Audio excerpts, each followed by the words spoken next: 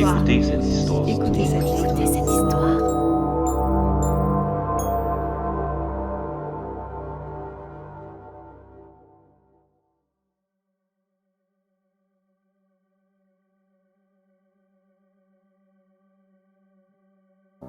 2 jours.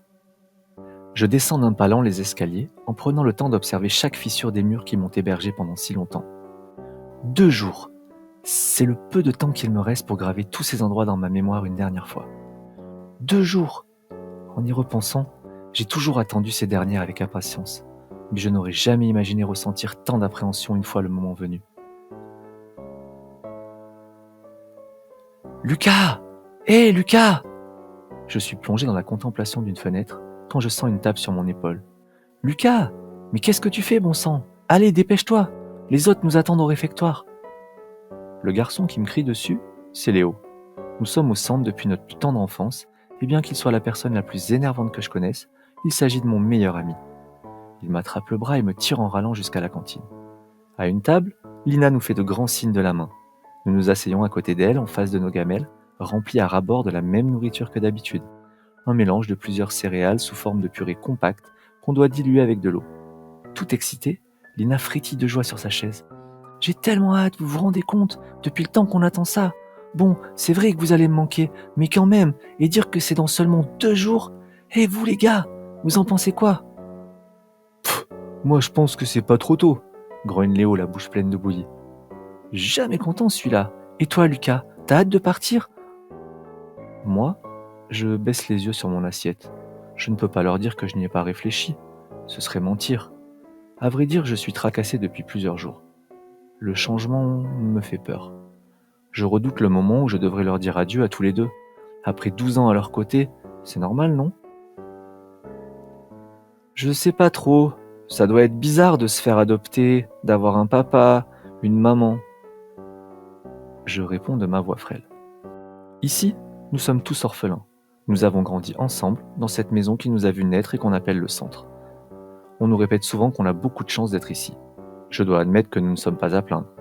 Même si nous n'avons pas de parents, les adultes du centre s'occupent bien de nous. Ils nous aiment comme leurs propres enfants. Et puis nous ne manquons jamais de rien.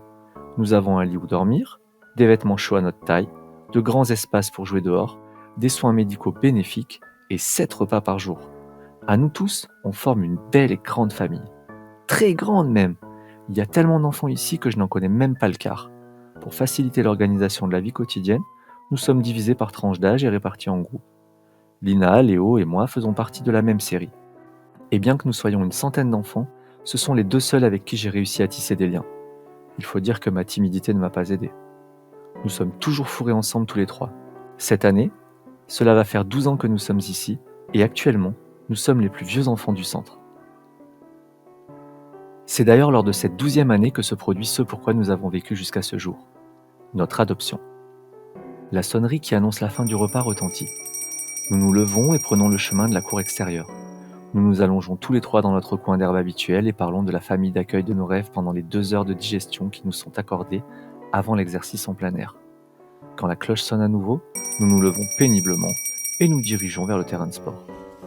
Bien qu'il n'ait lieu que 2 fois par semaine, je déteste ce cours. On nous oblige à réaliser un parcours stupide où l'on doit ramper dans des tunnels, escalader des barrières ou encore sauter dans des cerceaux. Apparemment, pratiquer une activité sportive est bon pour nous. Ça nous permet de garder la forme. Mais je ne vois pas en quoi courir jusqu'à l'épuisement et suer toute l'eau de mon corps pourrait être bon pour ma santé. Lina, elle, adore ce cours. Elle a les meilleurs temps de notre série et j'ai déjà entendu les adultes dire qu'elle avait un bon cœur. Ça fait du bien de se défouler, nous répète-t-elle souvent. Après 1 heure de souffrance, c'est enfin terminé.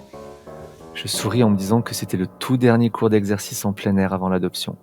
En tout cas, ça ne me manquera pas. Le reste de la journée prévoit d'être paisible, comme à l'accoutumée. Au programme goûter, bain, massage, pré-dîner, tâches ménagères, dîner, coucher. Le soir, au dortoir, je m'affale sur mon lit, exténué par cette journée. Les lumières s'éteignent, les derniers chuchotements se taisent. Bientôt, tout le monde dort et on n'entend plus que le souffle du vent qui tape contre la fenêtre de la chambre. Mes paupières sont lourdes, mon corps semble s'enfoncer dans mon matelas. Je me laisse sombrer dans une autre réalité que je ne contrôle pas. Le lendemain, on nous réveille et nous amène au bâtiment hospitalier pour les tests médicaux semestriels. Nous quittons notre tenue habituelle du centre et passions-ton nus, en file indienne, en attendant que notre nom soit appelé. Lucas! J'entre dans le cabinet et salue poliment le docteur. Sans un regard, celui-ci me pèse, m'ausculte, me touche ça et là. J'ai toujours admiré le docteur. À vrai dire, je voudrais devenir comme lui plus tard. Un homme sérieux qui aide les enfants et les soigne. 73 kilos. Tu as maigri, Lucas. Tu as perdu 2 kilos cette semaine? Es-tu stressé ces derniers temps?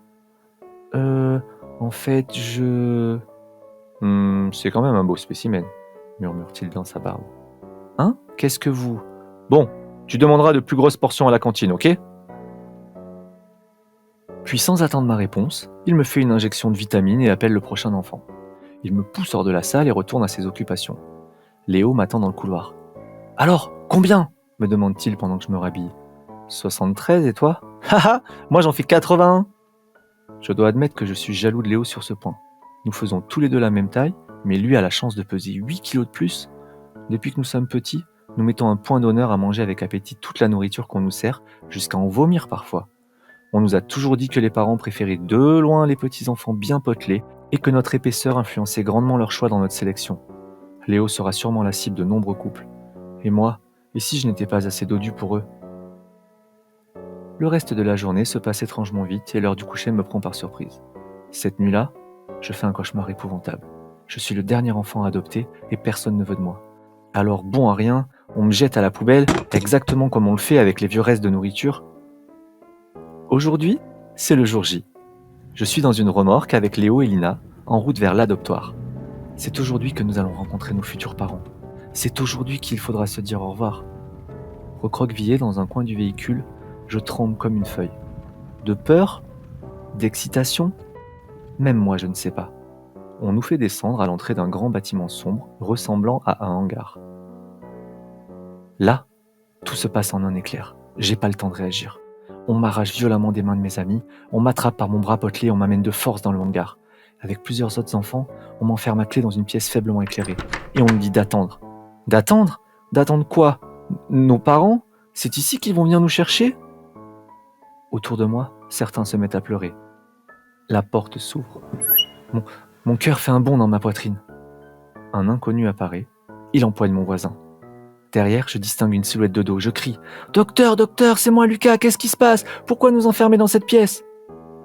Sans se retourner, le docteur dit d'une voix neutre « Doucement avec la marchandise. Si tu les abîmes, ils vont être immangeables. »